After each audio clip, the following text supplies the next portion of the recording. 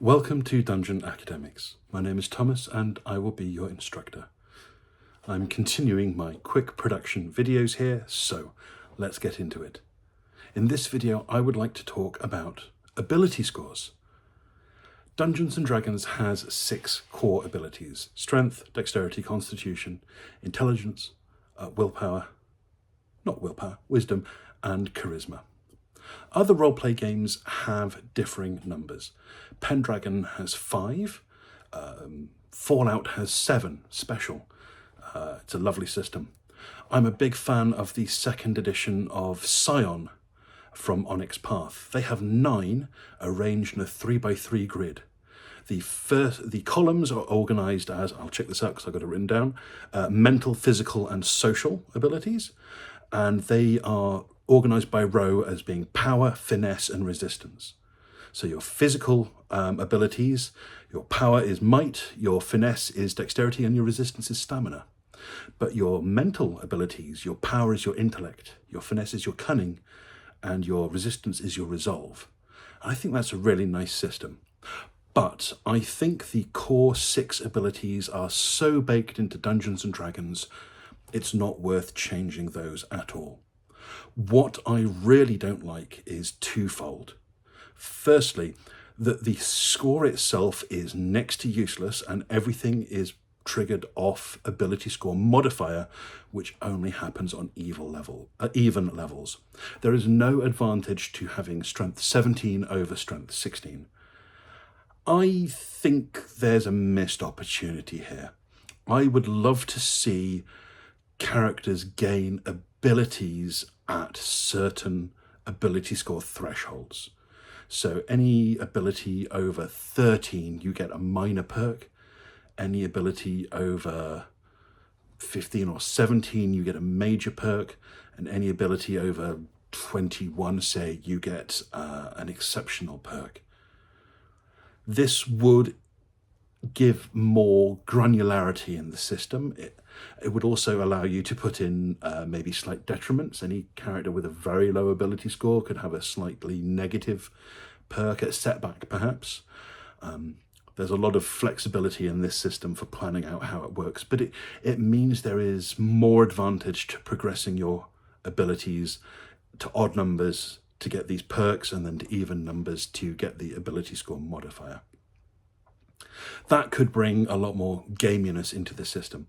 The second issue I have is just the range of ability scores during character creation is too much. I think 6 is probably the lowest starting ability score I've ever seen a player character actually have. I think anything of 5 or less, most DMs will look the other way and tell the player, just re-roll that one, or I'll give you another chance to roll a score that isn't terrible. Starting with a character with a -3 modifier on some ability score is a terrible impediment. And if you look at the descriptions put in, 5 is truly abysmal. Playing a character with 5 strength would be close to being a bedridden cripple. Playing a character with an intelligence of 5 would be a major setback, as they would be more than illiterate, barely able to communicate. On the other hand, starting character scores can easily get up to 20, if you're lucky to get 18 on your dice for an ability score, and your games master has given you a half feat and you have a +2 from character creation, you could start with 21 in an ability. I think it might even, I'm not sure if it's capped to 20 at this point, but that's such an extreme example. To have players with starting abilities that can have a -2 ability modifier all the way up to a +5 ability modifier, that's 8 levels of difference. I think that's too much. A lot of games only have 4 different starting levels.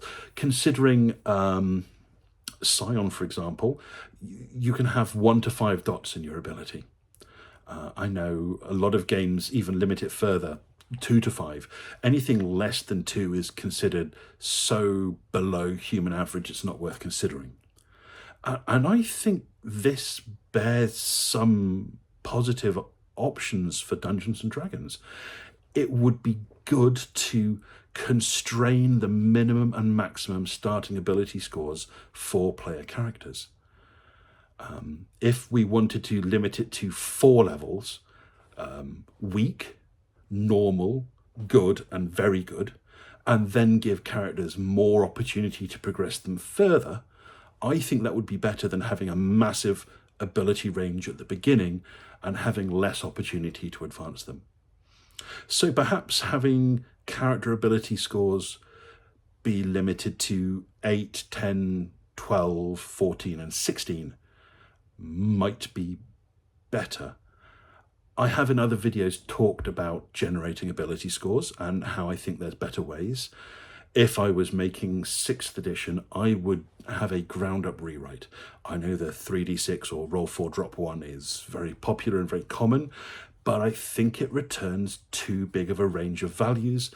And as I've said before, I massively prefer point buy systems anyway, though not the point buy system in Dungeons and Dragons, because again, the range of abilities it returns is too big.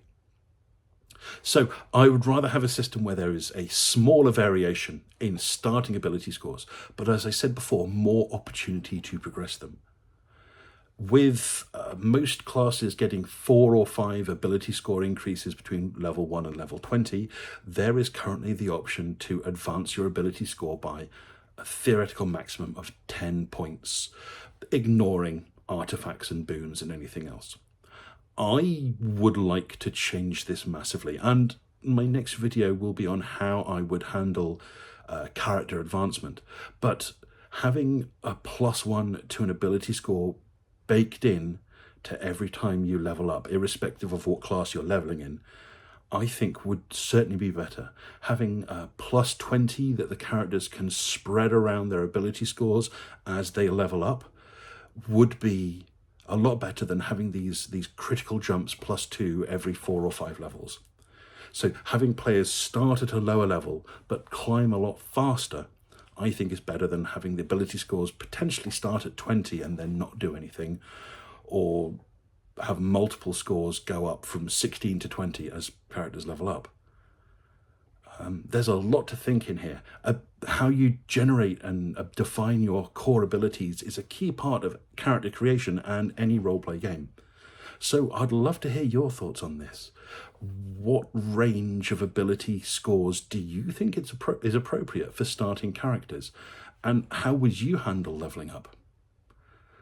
I'm going to go record my next video right away, so I'll see you then, and if that's another day, enjoy your next game, whatever it may be.